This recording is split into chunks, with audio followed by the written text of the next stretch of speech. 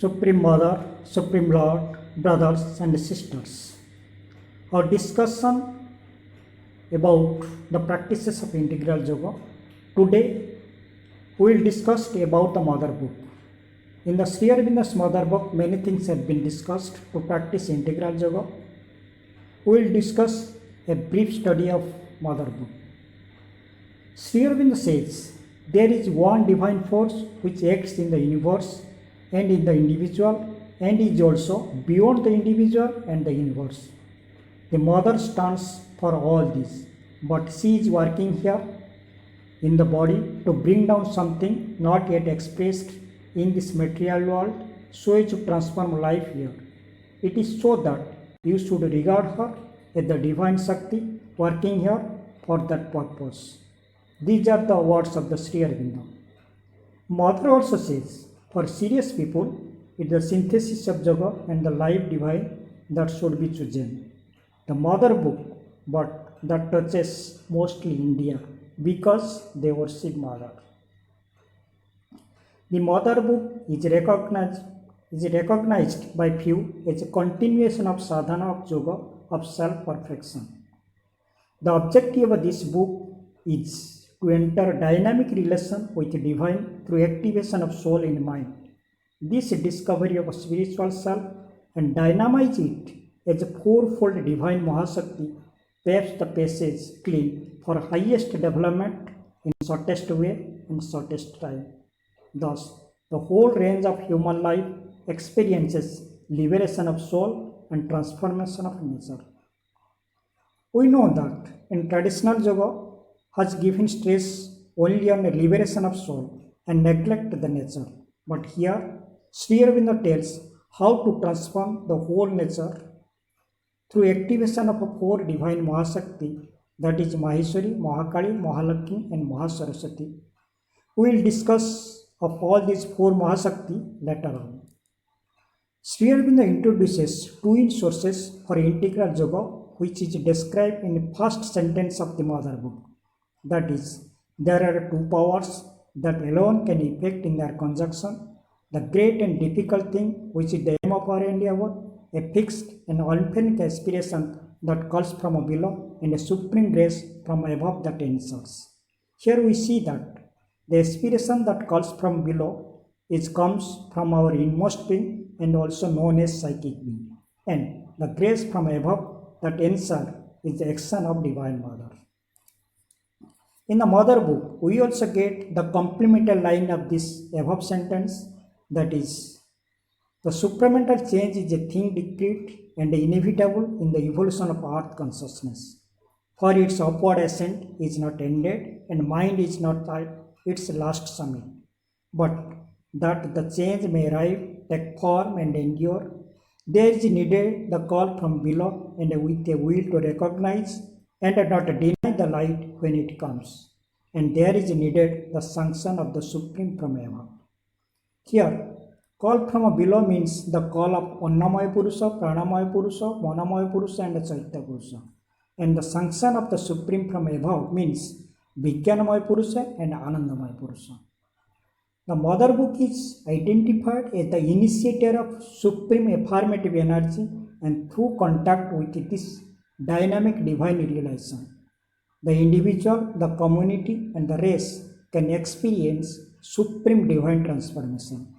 It speaks of a double truth, the truth that rejects the falsehood and the truth that is supremely destructive of all falsehood. The truth that rejects the falsehood is psychic and spiritual energy. The truth that is supremely destructive of all falsehood is supramental energy. Sri Aurobindo clarified that a sadhaka's yoga will succeed if he accepts divine as the one and only aim of the life and not one of the aims to be pursued in this life. And this divine must be accepted primarily as a self-concentration of a divine union, and secondarily subordinate divine action of self-expansion. Here we get two things, that is self-concentration and self-expansion. Our first aim must be self-concentration, and then we have to do self-expansion. But most of the sadhaka are doing self-expansion without achieving the full development of self-concentration. That may change a danger for spiritual life. So, integral yoga can begin with the aid of this book. Here's simultaneous growth of aspiration, rejection, and surrender of lower nature, that is, apara prakriti, known as mind, life, and body, are to be practiced. Here we have to practice aspiration in three levels, that is, at the level of mind, at the level of vital, and the level of body. Similarly, rejection and surrender also has to be practiced in mind level, in vital level, and in body level.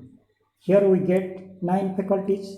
Similarly, we have also other 2 faculties, that is sincerity and faith. These 2 faculties has to be practiced also in 3 level, that is in mind level, in vital level, and in body level. So we get from 2 faculties we get 6 faculties. So total we will get 15 faculties that has to be practiced simultaneously, but it will do only in integral concentration. Since we are at the present life with our mind with its exclusive self concentration, so we can concentrate on development of one faculty at a time, and thus one by one we have to concentrate on the development of 15 faculties. Here we are trying to define the difficult. Here we are trying to define the faculties, that is of aspiration, rejection, surrender, sincerity, and faith. In one sentence, our definition is given. So aspiration is the unveiling of a pure flame of Purusha, and rejection is the withdrawal of the deformed nature of apara prakriti by indwelling Purusha. Then Prakriti submission before Purusha is defined as surrender. Purusha's manifestation in Prakriti is supported by faith. Then last one is sincerity. Prakriti's concentration around Purusha is defined as sincerity.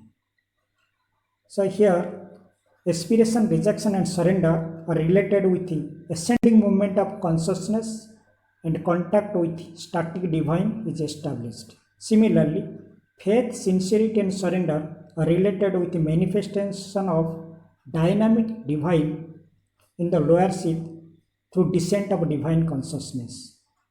A balance between divine union and divine manifestation can be established by strengthening of all 5 elements of yoga. Out of this, surrender is treated as the crown and central truth of integral yoga. Absolute surrender to the divine Shakti is identified as the right condition to live in divine's permanent supramental presence. So, surrender was done from the beginning of the sadhana, and also it is continued to the end of the sadhana. In the mother book, we also get for a truth seeker who have received a divine call to fulfill at least 4 conditions for constant flow of supramental divine grace that can annihilate all difficulties of physical nature. These 4 conditions are: first one is total and sincere surrender, second one is exclusive self-opening to the divine power, third one constant and integral choice of the truth that is descending, and fourth one is constant and integral rejection of the falsehood, mental, vital, and physical powers and appearances that still rule the earth nature. The highest declaration with which it confirms the transformation action is to depend on the mother's power. The mother's power alone can tear the covering and set the vessel and bring down into this world of obscurity and falsehood and death and suffering, truth and light and life divine and immortals, Ananda. No human power can do this, so our whole reliance should be on the mother's book.